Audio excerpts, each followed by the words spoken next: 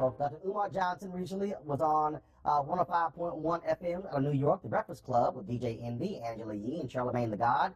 During the interview, Johnson talked about a whole range of issues and led to him being the talk of Black Twitter last week. And a lot of people were questioning his educational credentials. Now, people ask me, what can we expect from a Donald Trump White House for Black America? And the answer is real simple. You can expect exactly what you got from a Obama White House. Absolutely nothing. Black people know they're not American, but they will fight like hell to protect that identity because they don't want to be identified with who they really are, and that's being African.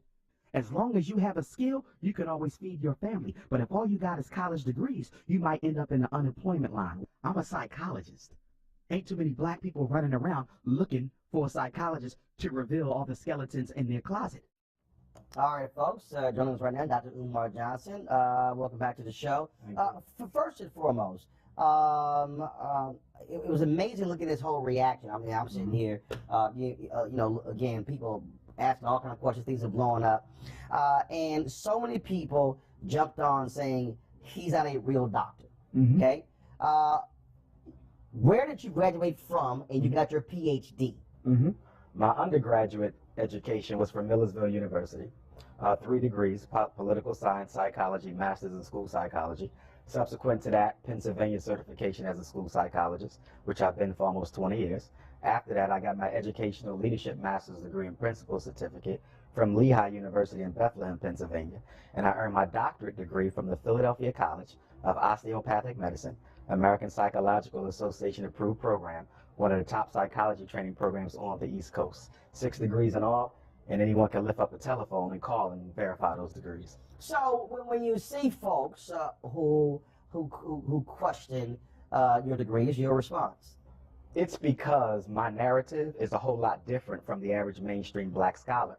I don't parrot the narrative that the American social order wants black scholars to parrot. I tell the truth. I don't scratch unless I itch, and I don't dance unless I like the music. And because they're not used to having someone with a traditional education posit non-traditional views, people will automatically start to question his credentials. How did he get this far believing what he believes in? Well, you have to play the spook who sat by the door. When I got accepted into those 3 universities, they didn't know what I believed in. They didn't know what I stood for. But as time went on, it revealed itself. But I'm unapologetically African, so I'm not really concerned with what people think about me personally. I have a job to do, and that is to awaken the sleeping consciousness of African people, not just in America, but all across the world. One of the things that you said during the interview, you said that Mandarin was one of the official languages in South Africa. Yes, sir. And others said you were dead wrong. Yes, because I didn't clarify that I was speaking of it being an official language in the public school system of South Africa. So I should have clarified that Mandarin is an official language in the Republic of South Africa's school system. It's not an official language in the country, it's an official language in the school system. And I was speaking of schools, but I didn't clarify that, so that's my responsibility. Also, during that particular interview, you talked about a variety of issues that also got people talking. One of them dealt with your views on interracial marriage. Yes, sir. And so, so explain that for folks who did not hear it. Certainly. Simply put, any black man who is with a woman who's not an African herself is going to have a difficult time getting respect from me. I believe black men need to be with black women. The black family is under attack. Only 1 out of every 4 black women gets married. The black woman is last likely to get married. She's the last married, the first divorced. We have, what, 2/3 of our children being raised by working class and impoverished single black female-led households. The destruction of a nation begins in the home of its families. And if we want to save black people, we have to save the black family. And in order to do that, black men have to commit themselves to black women. So when you talk about not getting your respect, so if that's the case, you're saying President Barack Obama to get your respect because his dad married a white woman? Oh, not at all. Would Harry Belafonte? Not at all. I want to be very clear about something. As Pan-Africanists, the product of an interracial union is an African. I have heroes who are biracial. Some of the grandfathers of Pan-Africanism were of mixed racial ancestry. You don't blame a child for how they got here. But I'm asking you this here. Harry Belafonte is a white wife. No respect for him? It would be very, it doesn't matter. It doesn't matter your social status. No. I didn't say social. I'm talking about the one who put the work. Right, but you put him out. No. I'm asking you. So Harry Belafonte. Yes, sir. Sidney Poitier, Julian Bond, Vernon Jordan. And you're naming all them to say what? No, these are all African American men who have done some good things. No, who married white women. But you said any black man who marries a white woman will not get your respect. Can I respond? Yeah, go ahead. And what I'm telling you is this. I don't care who you name. I don't care how much work you did for black people. Your greatest commitment to black people is being committed to a black woman. It is still a contradiction. No matter how much you think you did for the struggle, if you really were concerned with black people, you would have committed yourself to a black woman. So it doesn't matter how successful they are. It doesn't matter how great you may claim them to be. At the end of the day, you didn't think enough about your own people to marry a woman who looks like you. Frederick Douglass. Yes, sir. An ancestor of mine. So when you say ancestor, what does that mean? Let me break it down. Because, again, some have said you tried to claim that you are a descendant of Frederick Douglass. Okay, so let's deal with that. So hold on one second. Here's a statement from the family. Let me go ahead and read this, please. The family of Frederick Douglass has received numerous inquiries about Umar Johnson questioning his relationship to Frederick Douglass. There have also been questions about his legitimacy of his PhD and the handling of the donations he's received for his school that he is promoting. We can tell you with 100% certainty that he is not a descendant of Frederick Douglass. With that being said, Mr. Johnson is very careful not to bill himself as a descendant, but he doesn't correct people when they refer to him in this way. He calls himself a blood relative, which is a nebulous reference designed to make people think he is a descendant. We have researched his explanation of being a blood relative to the great abolitionist. Some of the information he provides is accurate, but an extremely important piece of his explanation with regards to a documented relative of Frederick Douglass is false. The information he recites correctly is from the public record, so his knowledge of our family ancestry is far from definitive proof. Two things there. One, he's not a descendant of Frederick Douglass, okay? I would concur with that, all right? But then two, you also heard that some of the things he says is correct. So the question becomes, he's either related or he's not, okay? So are you related? I'm about to answer your question. Okay. Allow me to do that. I am a blood relative of Frederick Douglass. My name is on the family tree. We have a family reunion every 2 years. What they're talking about, and I want to make sure you're clear, they're talking about whether or not I come through the loin of Frederick Douglass, which I do not, nor have I ever claimed, okay? I have more videos on YouTube than any other scholar. I speak around the world more than any other scholar. Show me where I've ever said I was a descendant. I've only claimed one thing, kinsman. How am I kinsman? If you ever read any of the autobiographies of Frederick Douglass, he talks about growing up on Tuckahoe Creek with Cousin Stephen. Cousin Stephen is Stephen Bailey, Dr. Umar Johnson's 4 times great-grandfather, whose grave I just visited last week. I go every year. Okay, that's my 4 times great-grandfather. He married my 4 times great-grandmother, Caroline Wilson Bailey. From that union came my 3 times great-grandfather, George Washington Bailey, the first black public school teacher on the Eastern Shore of Maryland. He married Grandmom Annie. They had Grandmom Caroline. Okay, she had Grandma Vivian. Grandma Vivian married a Spanish-speaking Cuban immigrant, Grandpa Cicero. They had Grandmom Ida, who's still alive, who married James Johnson, who had my father Jamal, who married my mama Barbara, and from that union I was born. I am a blood of Bailey. I am not married in. What they're talking about is strictly descendancy, something I've never claimed. Am I a kin? Do I directly come from the loin of the first cousin and potentially half-brother of Frederick Douglass? And the reason I say potentially, the slave master who owned our family, a white man named Aaron Anthony, raped Frederick's mother and raped Stephen's mother, my ancestor. And there's significant evidence to suggest that. Some people could still argue, though, that they were not brothers because it's not conclusive. Fine, throw that out. I'm still a kinsman because I come through the blood of his first cousin. You talk about, again, respect. Do you respect? I don't talk about respect. I get tremendous respect from my people. I'm not talking about that. Do you respect Frederick Douglass? Obviously, yes. But he had a white wife. He did. So that's what I'm sure.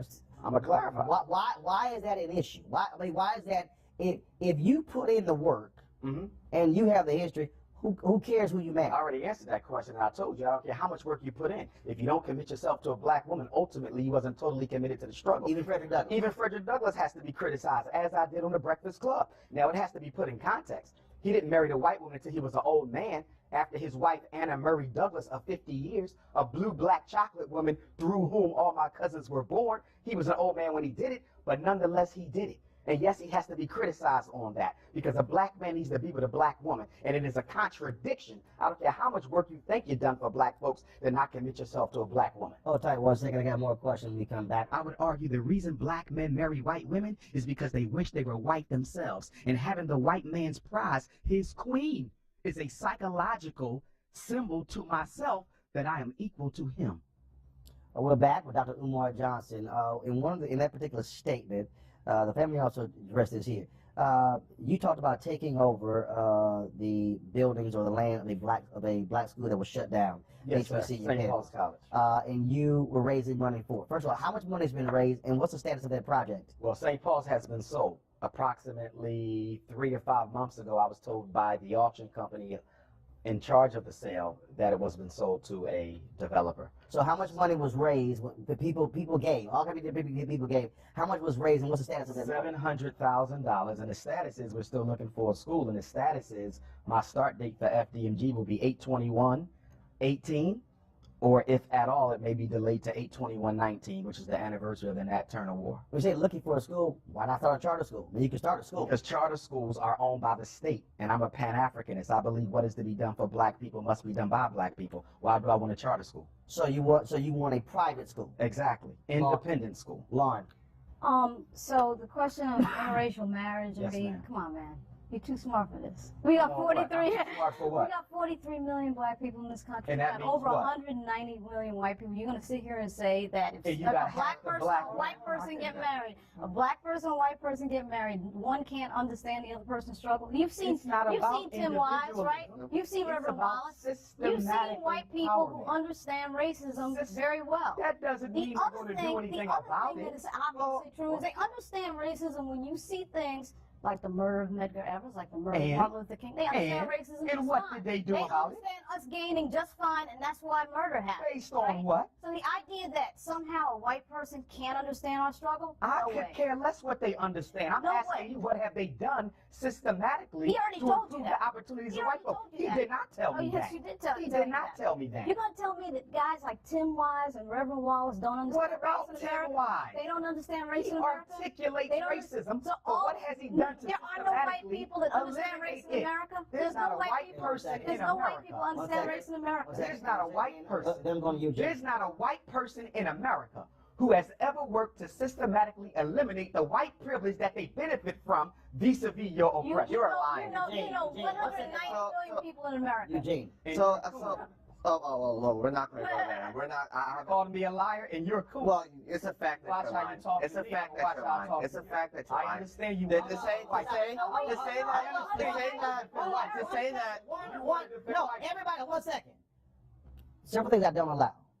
I don't allow the N-word. I don't allow coon. We can talk to one another and disagree, but I do not use racial epithets against And black that's people. fine, but he called me a No. liar. So the language needs to be watched on both Racial sides. epithets will not be used on this show And that's fine. by anybody. But how we talk to each but other needs you to be can say different. whatever you want, but no racial epithets will be used on this show about black people to black people. Eugene, your question. So, from your paradigm, from your perspective, Civil Rights Act isn't an act of white folk stepping up on behalf of black folk.